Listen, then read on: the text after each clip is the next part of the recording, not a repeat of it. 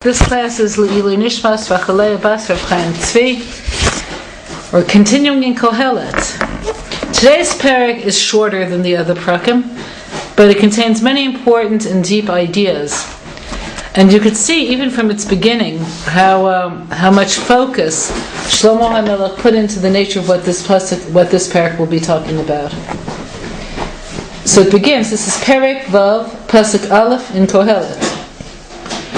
Yesh ra'a asher ra'iti tachat hashemesh v'rabah hi al ha'adam.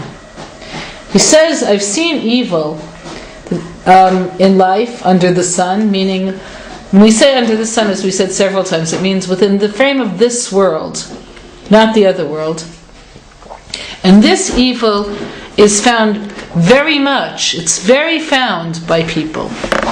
So that means that unlike the other things that he delineated previously, this one is something that affects large groups of people. Most people are not unaffected by this. What is it? Ish asher yiten lo ha'elokim, a man who Hashem gives to him, osher, wealth, nechasim, possessions, v'kavod, and a high status, ve'eno chaser l'nafsho, and nothing is missing to him. Now, why it says l'nafsho, we'll talk about soon. Mikol sheyet aveh, from all of the things that he yearns for and wants. V'lo yesh litenu ha'elokim, but Hashem doesn't allow him to have dominion. Le'echol, to consume it, to enjoy it. Mimenu, from these things. Ki ish nachvi yochlenu, but rather a stranger will consume it. Zehevel v'chalivahu. This is vanity, and it's like a sickness. So what are we talking about?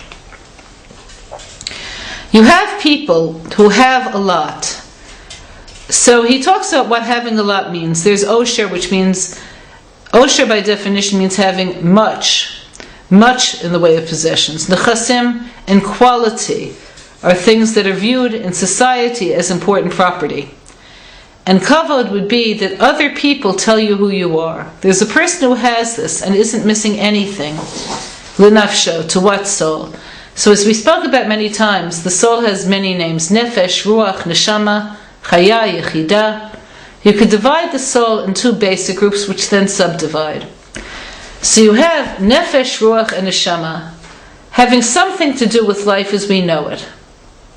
Chaya and Yechida describe levels of sanctity that are so far above us that they can't be contained in a body.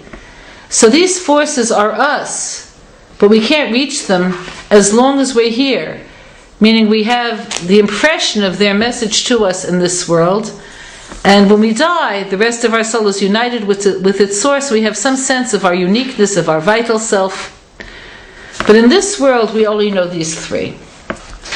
So all of these souls are really one soul.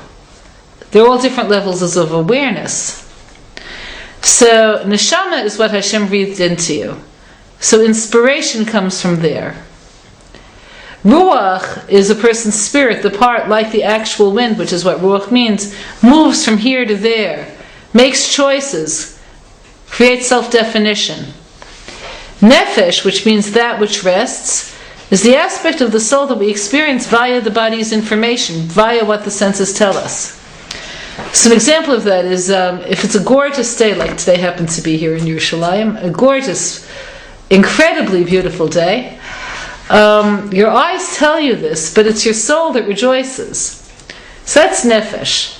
The nefesh itself has two aspects, the spiritual soul and the animal soul. So the animal soul receives everything that the body tells it, that the eyes tell it, the ears tell it, and does what? Creates its fantasies.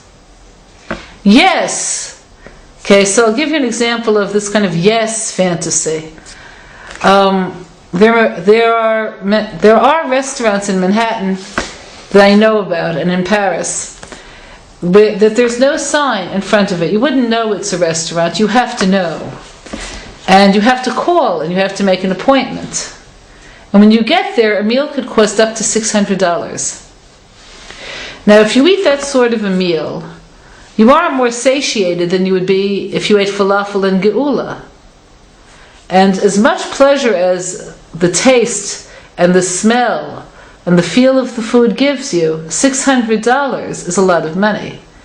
So it's not just your stomach that's being fed in that sort of a restaurant. Its ambience and its exclusivity is feeding your fantasy. Your fantasy of self-importance, your fantasy of aesthetic, whatever it is. So the animal self takes material things, adorns them with fantasy, and drives us to making decisions that have nothing to do with the spiritual side of the nefesh. The spiritual side of the nefesh gives, again, what the senses tell them, spiritual interpretation and meaning. So again, sticking with food. They say about the previous Belzer Rebbe that when he would eat an apple,